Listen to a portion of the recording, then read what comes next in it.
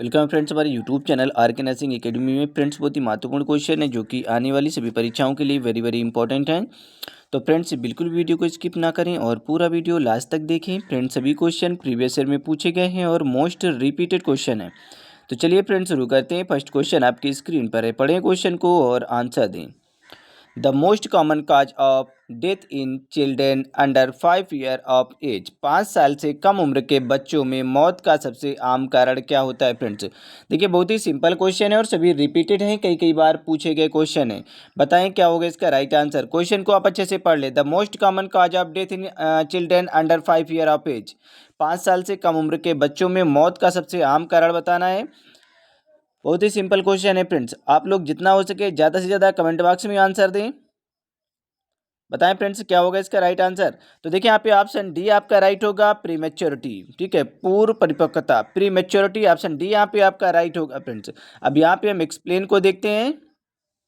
5 साल से कम उम्र के बच्चों की मृत्यु का जो कारण है फ्रेंड्स इस प्रकार है। पूर्व परिपक्व प्रसव 18% होता है फ्रेंड्स। न्यूमोनिया होने के जो चांस होते हैं वो 16% होते हैं और डायरिया 8%, मलेरिया 5% और कुपोषण 5% से कम होता है फ्रेंड्स। देखिए फ्रेंड्स एक्सप्लेन को आप लोग पढ़ा करें। कभी कभी ऐसा होता है कि क्वेश्चन नहीं समझ में आता है तो एक्सप्लेन पढ़ने से समझ में आ जाता है और अदर क्वेश्चन भी कंप्लीट होते हैं। चलिए नेक्स्ट क्वेश्चन है, क्वेश्चन नंबर यहाँ पे 2। पढ़ें क्वेश्चन नंबर 2 को और आंसर दें। आप अच्छे से पहले पढ़ लें फिर आंसर दें। ठीक है, क्वेश्चन पहले आप अच्छे से पढ़ें फिर आंसर दें। Mechanism of type second hyper sensitive include all except.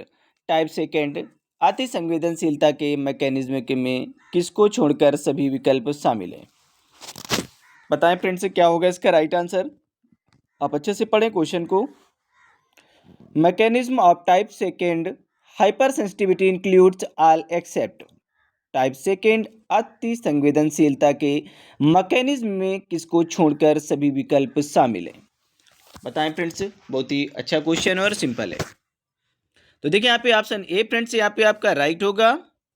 ठीक है, immune complex disease, immune complex disease. Option A यहाँ पे आपका राइट है, इम्यून कॉम्प्लेक्स डिसीज। अब यहाँ पे आप एक्सप्लेन को अच्छे से देख लें कि इम्यून कॉम्प्लेक्स डिसीज को छोड़कर बाकी सभी जो क्रियाएं होती हैं फ्रेंड्स, एक्टिविटी होती है वो अति संवेदनशीलता प्रतिक्रियाओं को एंटीबॉडी के द्वारा मध्यस्थता को बनाए रखता है फ्रेंड्स। जैसे कि एग्जाम्पल में फ्रेंड्स आईजीए, इम्यूनोग्लोबुलिन ए और इम्यूनोग्लोबुलिन जी। ठीक है, एंटीजन के खिलाफ निर्देशित करना आदि। वे इस टाइप की हाइपर सेंसिटिविटी की क्रियाएं ऊतक जो आपके टिश्यूज होते हैं, टिश्यू सेल्स होते हैं, इनकी तरह सतह एंटीजन से एंटीबॉडी के प्रत्यक्ष बंधन प्रेरित सेलुलर लसिका के द्वारा या लसिका के कारण ऐसा होता है फ्रेंड्स। चलिए हम नेक्स्ट क्वेश्चन देखते हैं। क्वेश्चन नंबर यहाँ पे 3 है। क्वेश्चन नंबर 3 है, बहुत ही सिंपल क्वेश्चन है और सभी रिपीटेड हैं और सभी पूछे गए हैं। क्वेश्चन को आप पढ़ लें फिर आंसर दें। देखिए ये तो बहुत ही सिंपल क्वेश्चन है, आप तुरंत आंसर दे सकते हैं कि measles mumps rubella vaccine has to be given. Measles mumps rubella vaccine has to be given. जो खसरा की फ्रेंड्स वैक्सीन लगाई जाती है, खसरा, कंठमाला और रूबेला का जो टीका दिया जाता है फ्रेंड्स वो कितने कितने महीने पर दिया जाता है। After birth, after 3 month, after 6 month, after 9 month. बताएं फ्रेंड्स क्या होगा इसका राइट आंसर। क्वेश्चन को आप अच्छे से पढ़ लें तभी आंसर दें, बहुत ही सिंपल क्वेश्चन है, पढ़ें। तो देखिए यहाँ पे ऑप्शन डी आपका राइट होगा, 9 मंथ, आफ्टर 9 मंथ, 9 महीने के बाद। ठीक है, यहाँ पे ऑप्शन डी आपका राइट होगा। चलिए हम यहाँ पे एक्सप्लेन को देखते हैं। खसरा हो गया आपका, कंठमाला व रूबेला का जो टीका है फ्रेंड्स वैक्सीन लगाई जाती है, ये 9 महीने के बाद दिया जाता है। ठीक है, खसरा जो है फ्रेंड्स मीजल्स एक विषाणु जनित रोग है। कैसा रोग है फ्रेंड्स, वायरस से इन्फेक्शन, वायरस के कारण होने वाला रोग है फ्रेंड्स ये खसरा आपका। ठीक है, जो मीजल्स है ये वायरस के द्वारा होने वाला रोग है और इस रोग से पीड़ित व्यक्ति में शुरू में फ्रेंड्स क्या होता है कि बुखार होता है, खांसी, मुंह के अंदर सफ़ेद धब्बे दिखाई देने लगते हैं। ये फ्रेंड्स खसरा के लक्षण होते हैं। जब आपको खसरा हो जाता है तो इसमें शुरुआती जो लक्षण उसमें क्या होता है, आपको फीवर आएगा, कफिंग होगी। ठीक है, मुंह के अंदर क्या होगा, अल्सर हो जाएंगे। ठीक है, जो सफ़ेद धब्बे की तरह के दिखाई देते हैं। चलिए यहाँ पे मम्स को देखते हैं हम, जिसे कहते हैं कंठमाला। ठीक है, मम्स क्या होता है फ्रेंड्स, ये भी वायरस जनित रोग है। ठीक है, ये भी वायरस से होने वाला रोग है जो कि पैरोटिड ग्रंथि, जो पैरोटिड ग्लैंड्स होती है उसके संक्रमण की वजह से होता है फ्रेंड्स। पैरोटिड ग्लैंड्स जो होती है उसके संक्रमण, जब उसमें इन्फेक्शन हो जाता है तो फ्रेंड्स क्या होता है, पैरोटिड ग्लैंड्स में सूजन आ जाती है। ठीक है, तो ये भी वायरस से होने वाला रोग है। अब यहाँ पे रूबेला, रूबेला फ्रेंड्स ये जर्मन खसरा के नाम से भी जाना जाता है। ठीक है, रूबेला को हम जर्मन खसरा के नाम से भी जानते हैं। ये भी फ्रेंड्स वायरस से ही होता है। ठीक है, इसे हम जर्मन खसरा के नाम से जानते हैं। तो चलिए फ्रेंड्स, नेक्स्ट क्वेश्चन है, क्वेश्चन नंबर 4 है। आप पढ़ें क्वेश्चन नंबर 4 को और आंसर दें। अच्छे से पहले पढ़ लें फिर आंसर दें। Which drug is used in maintaining the process of CVP? CVP को बनाए रखने की प्रक्रिया में इस्तेमाल की जाने वाली दवा कौन सी है? बताएं क्या होगा इसका राइट आंसर, गेस करें। आप क्वेश्चन को अच्छे से पढ़ लें। ठीक है, पढ़ें क्वेश्चन को अच्छे से। Which drug is used in maintaining the process of CVP? CVP को बनाए रखने की जो प्रक्रिया है उसमें इस्तेमाल की जाने वाली दवा कौन सी है? ऑप्शन आपकी स्क्रीन पर है और बहुत सिंपल क्वेश्चन है, सभी क्वेश्चन सिंपल हैं। आप लोग जितना हो सके ज़्यादा से ज़्यादा कमेंट बॉक्स में आंसर दें, सभी पूछे गए हैं। ठीक है, रिपीटेड क्वेश्चन है यहाँ पे। तो देखिए फ्रेंड्स, यहाँ पे ऑप्शन डी आपका राइट होगा, हिपेरिन। ठीक है, ऑप्शन डी यहाँ पे आपका राइट है, हिपेरिन। ठीक है, चलिए फ्रेंड्स यहाँ पे हम एक्सप्लेन पे देखते हैं। सीबीपी को बनाए रखने की प्रक्रिया में इस्तेमाल की जाने वाली दवा हिपेरिन है। हिपेरिन एक अखंडित हिपेरिन के रूप में होती है। यह एक थक्का रोधी इंजेक्शन के रूप में भी फ्रेंड्स प्रयोग किया जाता है। ठीक है, जैसे कहीं पे क्लॉटिंग हो जाती फ्रेंड्स, रक्त का थक्का नहीं बनने देती है फ्रेंड्स। जो हिपेरिन है ये आपके बॉडी में रक्त का थक्का नहीं जमने देती है। ठीक है, ये फ्रेंड्स रक्त का जो थक्का है इसको, इसका मतलब थक्का रोधी इंजेक्शन होता है फ्रेंड्स। ये क्या होता है, एंटीडोट की तरह काम करता है। हिपेरिन रुधिर में उपस्थित जो प्राकृतिक फ्रेंड्स एंटीकोआगुलेंट होता है। ये क्या होता है, हिपेरिन रुधिर में उपस्थित प्राकृतिक एंटीकोआगुलेंट होता है। लीवर की कोशिकाएं हिपेरिन को स्रावित करती हैं। जो लीवर की जो सेल्स होती हैं, कोशिकाएं होती हैं, वो फ्रेंड्स हिपेरिन का सिक्रेशन करती हैं और यह केंद्रीय सिरी दाब को बनाए रखता है। ठीक है, यह केंद्रीय सिरा दाब को बनाए रखने का काम कौन करता है, हिपेरिन करता है। कभी कभी आपने देखा होगा कि जब लोगों के हाथों में काफ़ी सूजन वगैरह आ जाती है, जब वीगो वगैरह लगाने की वजह से सूजन आ जाती है, तो क्या किया जाता है फ्रेंड्स, हिपेरिन को ही लगाया जाता है। ऊपर से हिपेरिन लगा दिया जाता है। बहुत सारे तरीके होते हैं लगाने के। कोई थ्रोम्बोफोब लगाता है, तो कोई फ्रेंड्स सुमैग लगा कर पट्टी कर देता है। बट हिपेरिन भी अच्छा विकल्प है।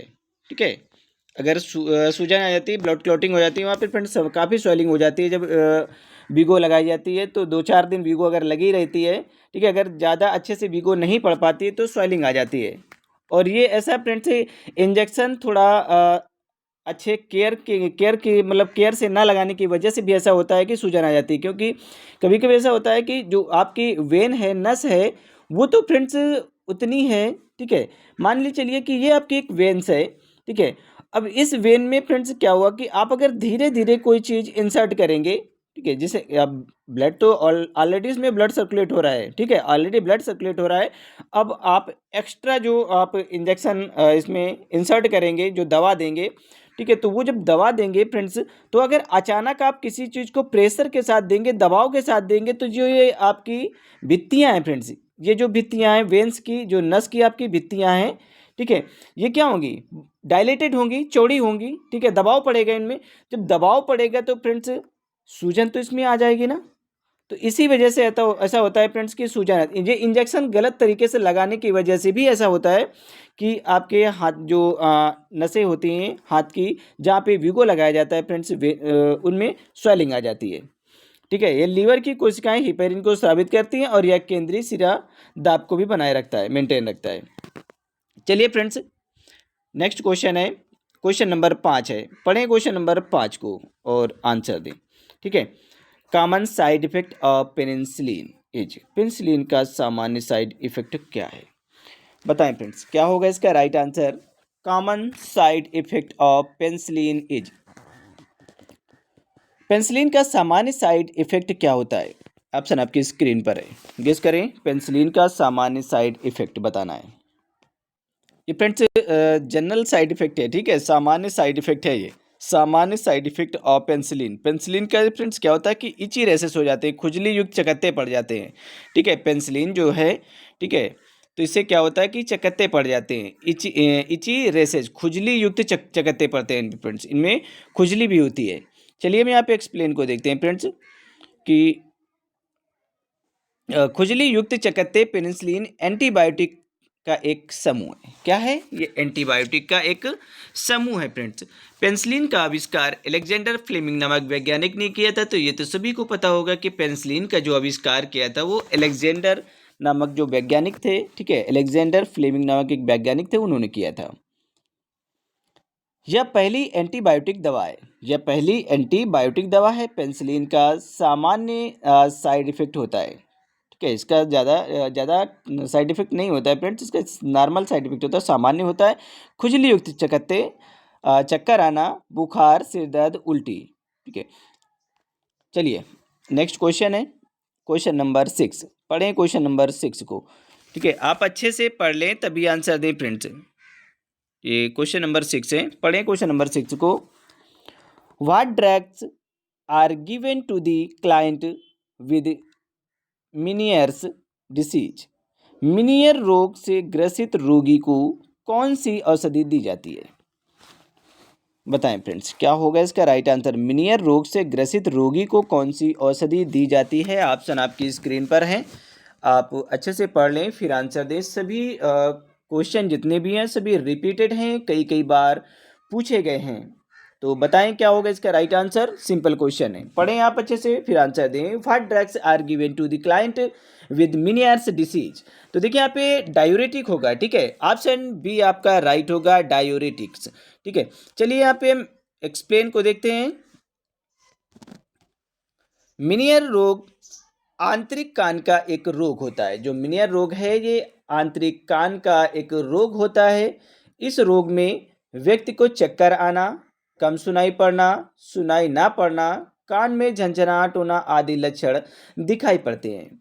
मिनियर रोग में लगभग 1 साल तक ये प्रभावित करता है। जो मिनियर रोग है ये लगभग 1 साल तक प्रभावित करता है फ्रेंड्स। इसका जो इफेक्ट है, ठीक है, प्रभाव है, ये 1 साल तक रहता है तथा इस रोग से ग्रसित रोगी को मूत्रवर्धक, ठीक है, डायूरेटिक औषधि दी जाती है। कौन सी औषधि दी जाती है फ्रेंड्स? मूत्रवर्धक डायूरेटिक औषधियां दी जाती हैं। चलिए नेक्स्ट क्वेश्चन है क्वेश्चन नंबर 7। पढ़ें क्वेश्चन नंबर 7 को फ्रेंड्स, आप अच्छे से पढ़ लें फिर आंसर दें। पढ़ें क्वेश्चन को, क्वेश्चन नंबर 7 है। What is the recommended concentration of potassium permanganate used in oral care। मुंह की देखभाल के लिए या देखभाल के उपयोग के लिए पोटेशियम परमैंगनेट की अनुशंसित सांद्रता क्या होती है फ्रेंड्स? आपने देखा होगा जब मुंह की देखभाल के लिए जो पोटेशियम परमैंगनेट का आपको एक घोल दिया जाता है फ्रेंड्स, उसकी अनुशंसित सांद्रता क्या होती है? गरारा वगैरह करने के लिए दिया जाता है फ्रेंड्स, गार्गल करने के लिए दिया जाता है, ठीक है। मुंह की देखभाल में उपयोग किए गए पोटेशियम परमैंगनेट की अनुशंसित सांद्रता के लिए फ्रेंड्स क्या होगा इसका राइट आंसर? सांद्रता पूछी गई है। तो फ्रेंड्स देखिए यहाँ पे क्या होगा, 1:10,000, 1:10,000। ऑप्शन यहाँ पे डी आपका राइट होगा। चलिए हम यहाँ पे एक्सप्लेन को देखते हैं। देखिए पोटेशियम परमैंगनेट का जो फ्रेंड्स सूत्र होता है, पोटेशियम परमैंगनेट कभी कभी नहीं लिखा होता है, केवल यहाँ पे सूत्र लिख दिया जाता है। ये जो अणु सूत्र है ये लिख दिया जाता है KMnO4, ठीक है, KMnO4। ये जो पोटेशियम परमैंगनेट का सूत्र होता है, ठीक है, अणु सूत्र है ये। पोटेशियम परमैंगनेट एक अकार्बनिक रासायनिक यौगिक है और इसका अणु सूत्र क्या है? KMnO4 होता है। याद करके इसे रखें, ठीक है, बहुत काम आते हैं। यह प्रबल ऑक्सीकरण होता है। कैसा ऑक्सीकरण है फ्रेंड्स? यह प्रबल ऑक्सीकरण होता है। जल में या घुलकर बैंगनी रंग का विलयन बनाता है फ्रेंड्स। जब जल में से घोला जाता है तो बैंगनी रंग का विलयन बनाता है फ्रेंड्स ये, ठीक है। ये पोटेशियम परमैंगनेट आपका KMnO4। मुंह की देखभाल में उपयोग किए गए पोटेशियम परमैंगनेट की जो अनुशंसित सांद्रता होती है वो 1,000:10,000 होती है, चलिए नेक्स्ट क्वेश्चन है क्वेश्चन नंबर 8। पढ़ें क्वेश्चन नंबर 8 को। ठीक है, क्वेश्चन नंबर 8 पढ़ें और आंसर दें। बताएं क्या होगा इसका राइट आंसर, गेस करें, क्वेश्चन को पढ़ें। Except which of the following patient have atropine sulphate inhibition. निम्नलिखित में से किस मरीज के अतिरिक्त सभी में एट्रोपिन सल्फेट निषेध होती है। बताएं क्या होगा इसका राइट आंसर। फ्रेंड्स क्वेश्चन पढ़ लें अच्छे से और ऑप्शन को भी पढ़ लें, फिर आंसर दें। Except which of the following patient have atropine sulphate inhibition. Question कह रहा है कि निम्नलिखित में से किस मरीज के अतिरिक्त सभी में एट्रोपिन सल्फेट निषेध होती है, मना होती है, नहीं दी जानी चाहिए। बताएं फ्रेंड्स क्या होगा इसका राइट आंसर। तो देखिए यहाँ पे ऑप्शन डी फ्रेंड्स आपका राइट होगा। यूरिनरी ट्रैक्ट पेशेंट, जो यूटीआई इन्फेक्टेड जो पेशेंट होते हैं उनमें फ्रेंड्स क्या होता है, प्रोहिबिटेड होती है, निषेध होती है। ठीक है, एट्रोपिन।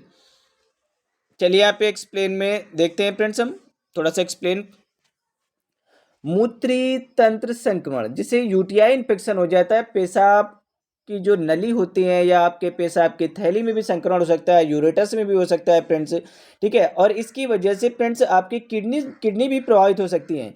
ठीक है, तो जब भी यूटीआई इन्फेक्शन होता है तो ये फ्रेंड्स पूरे तंत्र को प्रभावित करता है, ऐसा नहीं है, बट ये होता है कभी कभी। ये यूरेटर्स में, यूरेथ्रा में भी आपके इन्फेक्शन हो सकता है, यूरेटर में भी हो सकता है, और आपका जो ब्लैडर है फ्रेंड्स, मूत्राशय है, उसमें भी हो सकता है, या फिर आपकी किडनी को भी प्रभावित कर सकता है। कहीं भी इन्फेक्शन है, कहीं भी हो सकता है। ठीक है, इतने अंगों में कहीं भी हो सकता है। यूटीआई इन्फेक्शन इन्हीं 4 अंगों में होता है। ठीक है, मरीज के अतिरिक्त सभी में एट्रोपिन सल्फेट निषेध होता है। यूटीआई जो होता है फ्रेंड्स, यूरिनरी ट्रैक्ट इन्फेक्शन है। ठीक है, यूटीआई के मरीज के अतिरिक्त जो सभी हैं उनमें जो अदर हैं, सब में फ्रेंड्स क्या होता है, ये निषेध होता है, मना होता है, नहीं दिया जाना चाहिए। एट्रोपिन मूत्र पथ के संक्रमण के कारण होने वाली असुविधा को दूर करने में मदद करती है। जो एट्रोपिन है फ्रेंड्स, ये क्या करती है, यूटीआई इन्फेक्शन जो होता है फ्रेंड्स, उसको जो उस इन्फेक्शन को ख़त्म करने में बहुत ज़्यादा मदद करता है आपका एट्रोपिन। ठीक है, जो यूटीआई का इन्फेक्शन होता है, यूरिनरी ट्रैक्ट इन्फेक्शन होता है, मूत्र पथ संक्रमण। ठीक है, बहुत ज़्यादा सुविधा प्रदान करता है फ्रेंड्स। इसकी जो असुविधा होती है, आपको जो कठिनाइयाँ होती हैं, परेशानियाँ होती हैं, इन्फेक्शन होता है, उसको दूर करने में मदद करता है आपका एट्रोपिन। बाकी ये सभी में निषेध होता है। उच्च रक्तचाप, आंतरिक अवरोध और ग्लूकोमा के मरीजों में एट्रोपिन क्या होता है, निषेध होता है, मना होता है, नहीं दिया जाना चाहिए। तो चलिए अब हम अगला क्वेश्चन देखते हैं। क्वेश्चन नंबर यहाँ पे 9 है। पढ़ें क्वेश्चन नंबर 9 को और आंसर दें। आप अच्छे से पढ़ लें पहले, फिर आंसर दें। बताएं क्या होगा इसका राइट आंसर। बहुत ही सिंपल क्वेश्चन है, पढ़ें क्वेश्चन को। WHOORS मतलब वर्ल्ड हेल्थ ऑर्गेनाइजेशन, ये एक संस्था है फ्रेंड्स, इंटरनेशनल संस्था है WHO। ठीक है, ये तो सभी को पता है, WHO एक इंटरनेशनल संस्था है, और जो इसकी स्थापना है फ्रेंड्स, ये 7 अप्रैल 1948 को हुई थी। तो यहाँ पे क्वेश्चन कह रहा है कि WHOORS ओरल रिहाइड्रेशन सॉल्ट या solution pocket include all except. कहा जा रहा है कि WHOORS पैकेट में इसमें से किस तत्व को छोड़कर से सभी खनिज तत्व विद्यमान होते हैं। बताएं फ्रेंड्स, किसको छोड़कर बाकी सभी विद्यमान होते हैं इसमें, बाकी सभी का इसमें मिक्सचर होता है। देखिए फ्रेंड्स, सोडियम क्लोराइड भी होता है, पोटेशियम क्लोराइड होता है, सोडियम बाइकार्बोनेट भी होता है, बट यहाँ पे कैल्शियम कार्बोनेट नहीं होता है। ठीक है, तो यहाँ पे आपका ऑप्शन डी ये राइट होगा। चलिए यहाँ पे एक्सप्लेन को देखते हैं, फिर आगे बढ़ते हैं। ORS ओरल रिहाइड्रेशन सॉल्ट या सॉल्यूशन। ठीक है, इसके घोल में sodium chloride, potassium chloride, sodium bicarbonate पाए जाते हैं, जबकि कैल्शियम कार्बोनेट नहीं पाया जाता है फ्रेंड्स। चलिए अगला क्वेश्चन है, क्वेश्चन नंबर यहाँ पे 10th है।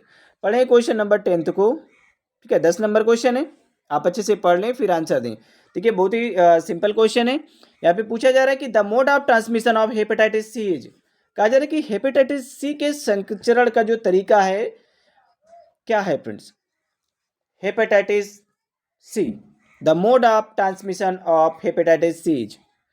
हेपेटाइटिस सी के संचरण का तरीका बताना है आपको, क्या तरीका है।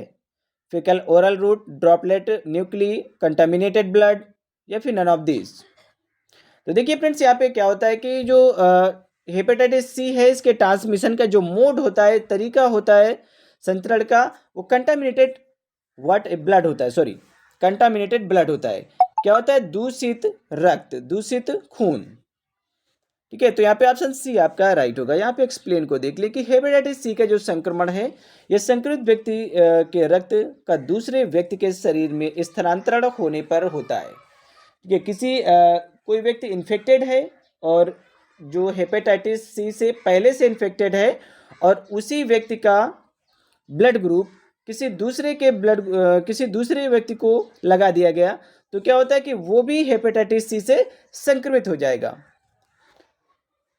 तो फ्रेंड्स, यहाँ पे डायरिया, टाइफाइड, कॉलेरा, पोलियो आदि का संक्रमण मल मौखिक मार्ग से होता है।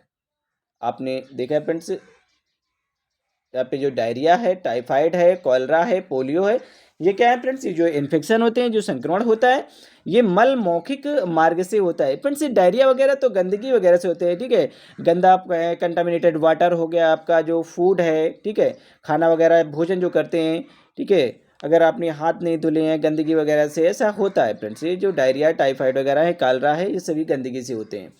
तो चलिए नेक्स्ट क्वेश्चन है, क्वेश्चन नंबर 11। पढ़े क्वेश्चन नंबर 11 को और आंसर दें। आप अच्छे से पढ़े फिर आंसर दें। At the top of Maslow hierarchy of needs are, Maslow के मानवतावादी पदानुक्रम के शीर्ष पर है। ये बताएं फ्रेंड्स, क्या होगा इसका right answer? At the top of Maslow's hierarchy of needs are, Maslow के मानवतावादी पदानुक्रम के शीर्ष पर है। तो यहाँ पे ऑप्शन सी आपका राइट होगा, सेल्फ एक्चुअलाइजेशन। क्या होगा? स्वयं वास्तविकरण। चलिए हम एक्सप्लेन को देखते हैं कि मैस्लो के मानवतावादी पदानुक्रम के शीर्ष पर स्वयं वास्तविकरण है। आत्मक्रियाकरण, वास्तविकीकरण उस इच्छा को दर्शाता है जो अपनी पूर्ण क्षमता को प्राप्त करने की ओर जाती है। चलिए नेक्स्ट क्वेश्चन है, क्वेश्चन नंबर यहाँ पे 12। क्वेश्चन नंबर 12 को पढ़ें और आंसर दें। क्वेश्चन नंबर 12, चलिए पढ़ें क्वेश्चन नंबर 12 को। 12 नंबर क्वेश्चन है फ्रेंड्स, पढ़े से। एनाबोलिज्म मीन्स, एनाबोलिज्म का अर्थ क्या होता है?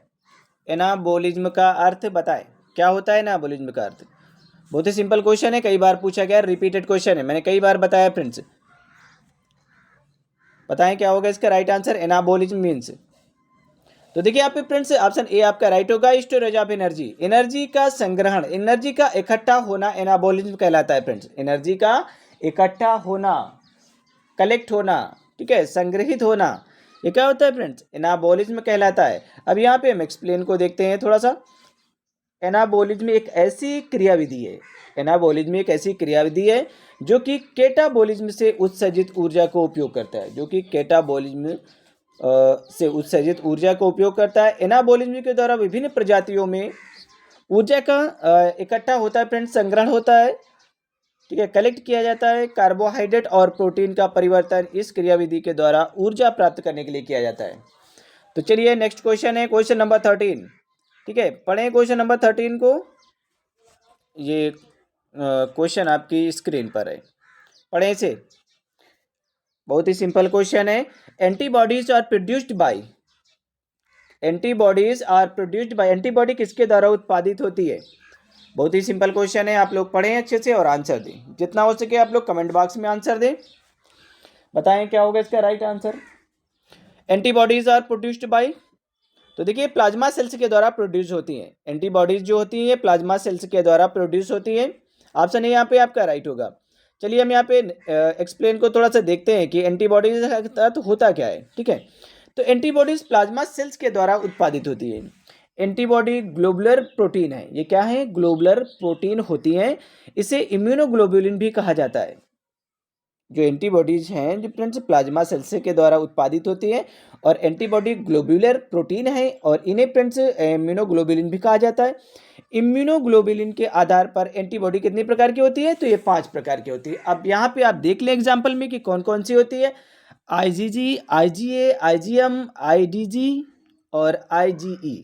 ये फ्रेंड्स ये आपकी इम्यूनोग्लोबिन के आधार पर 5 प्रकार के एंटीबॉडी होती है। चलिए नेक्स्ट क्वेश्चन है क्वेश्चन नंबर 14। पढ़ें 14 नंबर क्वेश्चन को। ठीक है, क्वेश्चन नंबर 14 आप पढ़ लें और फिर आंसर दें।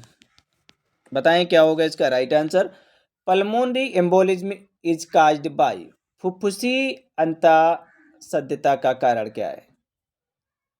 बताएं क्या होगा इसका right answer. Pulmonary embolism is caused by, option आपकी स्क्रीन पर है। तो देखिए फ्रेंड्स यहाँ पे क्लॉट, थक्के के रक्त के थक्के का जमना। क्लॉट में क्या होता है फ्रेंड्स? रक्त का थक्का जम जाना। फैट मॉलिक्यूल्स, वसा के अणु। एयर बबल्स, वायु के बुलबुले बनना। तो यहाँ पे क्या होगा? ऑप्शन डी राइट होगा सभी। चलिए यहाँ पे हम एक्सप्लेन देखते हैं फ्रेंड्स। ठीक है, एक्सप्लेन को आप पढ़ लें फिर आंसर दें। ठीक है, देखिए फ्रेंड्स आप लोग ज़्यादा से ज़्यादा आप लोग एक्सप्लेन को पढ़ा करें, क्योंकि एक्सप्लेन पढ़ने से अदर क्वेश्चन आपके कंप्लीट होते हैं। अगर क्वेश्चन कभी कभी समझ में नहीं आता है तो एक्सप्लेन पढ़ने से समझ में आ जाता है। रक्त के प्रभाव के कारण पूरे शरीर में घूमने वाले पदार्थ के कारण जब फेफड़े की धमनी में अवरोध उत्पन्न होता है फ्रेंड्स, क्या होता है? अवरोध। ठीक है, रुकावट उत्पन्न होती है। मतलब रक्त के प्रभाव के कारण पूरे शरीर में घूमने वाले पदार्थ के कारण जब फेफड़े की जो धमनियां होती हैं फ्रेंड्स, उनमें क्या होता है? रुकावट उत्पन्न होने लगती है। तो उसे फुफ्फुसी अंतःसंधिता कहा जाता है।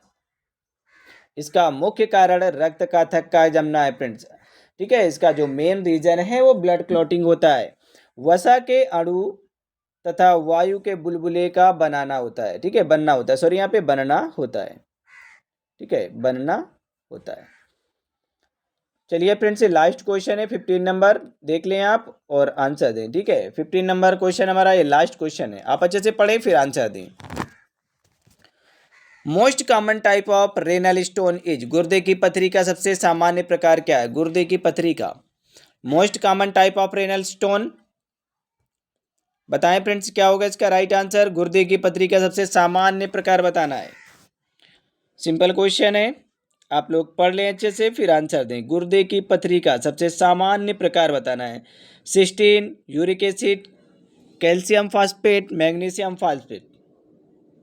बताएं फ्रेंड्स। देखिए फ्रेंड्स ये जो गुर्दे की पथरी होती है ये कैल्शियम फॉस्फेट की बनी होती है। ठीक है, गुर्दे की पथरी का सामान्य जो प्रकार है ये कैल्शियम फॉस्फेट होता है। ऑप्शन सी यहाँ पे आपका राइट होगा, कैल्शियम फॉस्फेट। अब यहाँ पे आप एक्सप्लेन को देख लें कि गुर्दे की पथरी का मुख्य कारण कैल्शियम ऑक्जेलेट या कैल्शियम फॉस्फेट होता है। ठीक है, गुर्दे की जो पथरी होती है इसका मुख्य रीजन या मुख्य कारण होता है कैल्शियम ऑक्जेलेट या कैल्शियम फॉस्फेट। किडनी में क्रिस्टल के रूप में बनता है फ्रेंड्स, ये किडनी में क्रिस्टल के रूप में बनता है। अधिकांश पथरी आनुवंशिकी और पर्यावरणीय कारकों के संयोजन के कारण भी बनती हैं। तो फ्रेंड्स ये हमारा लास्ट क्वेश्चन है। अगर फ्रेंड्स कोई भी क्वेश्चन आपको ना समझ में आया या फ्रेंड्स और भी कोई प्रॉब्लम हो, अदर कोई क्वेरी हो या आप हमारे ग्रुप से जुड़ना चाहते हैं तो हमें हाई लिखें, अपनी क्वालिफिकेशन लिखें और फ्रेंड्स आप किस ज़िले से हैं हमें बताएं, हम आपको ग्रुप में ऐड कर देंगे। ठीक है, आप इस नंबर पर हमें हाई लिख के भेजें। ठीक है, 8009031680। ठीक है, आप इस नंबर पर हमें हाई लिख कर भेजें, हम आपको ग्रुप में ऐड कर देंगे। अदर कोई भी क्वेरी हो आप फ्रेंड्स इसी नंबर पर कर सकते हैं। तो चलिए फ्रेंड्स मिलते हैं नेक्स्ट वीडियो में, तब तक के लिए bye bye and take care.